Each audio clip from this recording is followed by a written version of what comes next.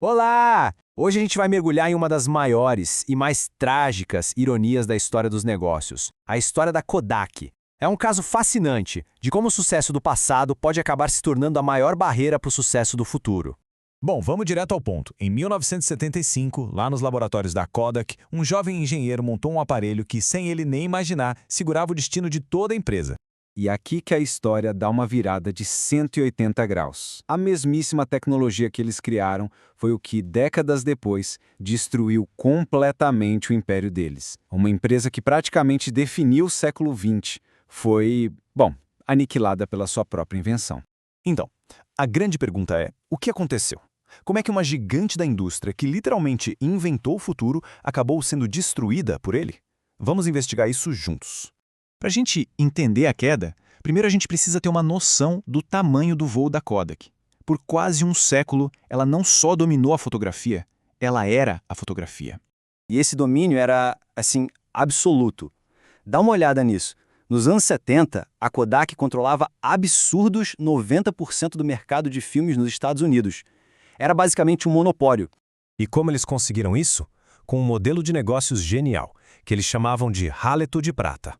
A ideia era bem simples, vender câmeras baratinhas e ganhar um lucro absurdo com tudo o que era necessário para usar essas câmeras. Filmes, químicos, papel, era uma máquina de fazer dinheiro. E o quão lucrativo era isso? Pensa só, para cada dólar que alguém gastava num rolo de filme, 70 centavos iam direto para o bolso da Kodak. Lucro puro. Essa era a galinha dos ovos de ouro que eles iriam proteger a qualquer custo. E foi bem nesse cenário de domínio total que, ironicamente, a semente da própria destruição da empresa foi plantada dentro dos seus próprios laboratórios. A história começa em 73, quando um jovem engenheiro elétrico chamado Steven Sasson foi contratado. Só 2 anos depois, em 1975, ele constrói a primeira câmera digital do mundo. E olha, não era nada parecida com as câmeras de hoje. Era um trambolho do tamanho de uma torradeira pesando quase 4 quilos.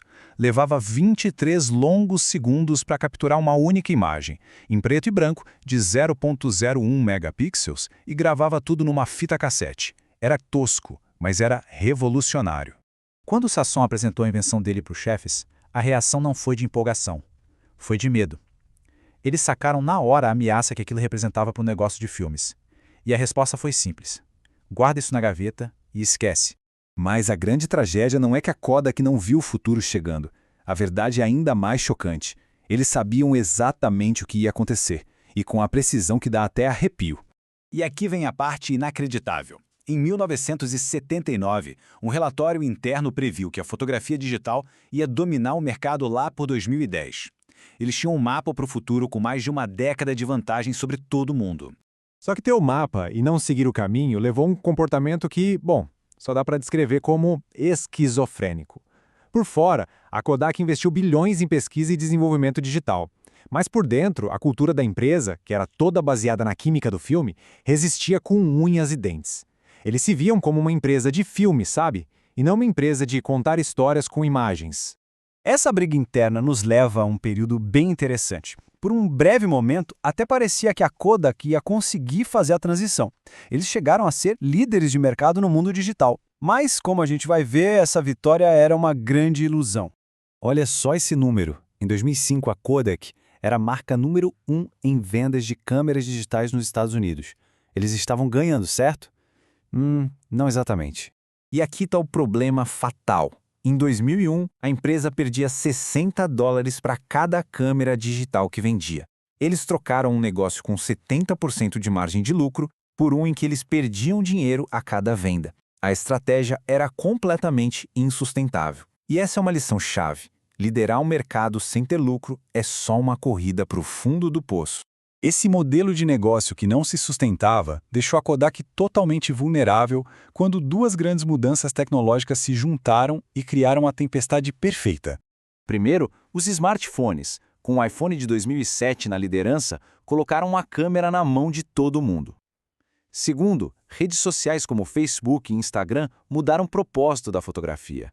Não era mais sobre imprimir uma foto, e sim sobre compartilhar na hora. A Kodak, que apostou tudo na impressão de fotos digitais, ficou completamente para trás. Esse gráfico aqui mostra o resultado de forma brutal. A receita, que era de 19 bilhões de dólares em 2000, despencou para menos de 6 bilhões em 2011. No ano seguinte, a empresa que ensinou o mundo a fotografar pediu falência.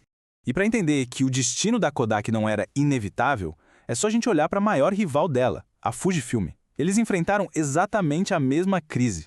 A diferença fundamental foi como cada uma se enxergava. A Kodak se agarrou com tudo à identidade de empresa de fotografia. Chegou a vender sua valiosa divisão de imagem médica para tentar salvar a divisão de câmeras que já estava afundando. A Fujifilm, por outro lado, se reinventou. Eles se viram como uma empresa de tecnologia e usaram todo o conhecimento em química para entrar em áreas superlucrativas, como cosméticos e produtos farmacêuticos. O resultado? A Fujifilm sobreviveu e prosperou. A Kodak, não. No fim das contas, a história da Kodak deixa a gente com essa pergunta poderosa do biógrafo do fundador da empresa. É uma lição sobre como a acomodação, o medo da mudança e o apego ao sucesso do passado podem ser fatais, mesmo quando se tem o futuro nas próprias mãos.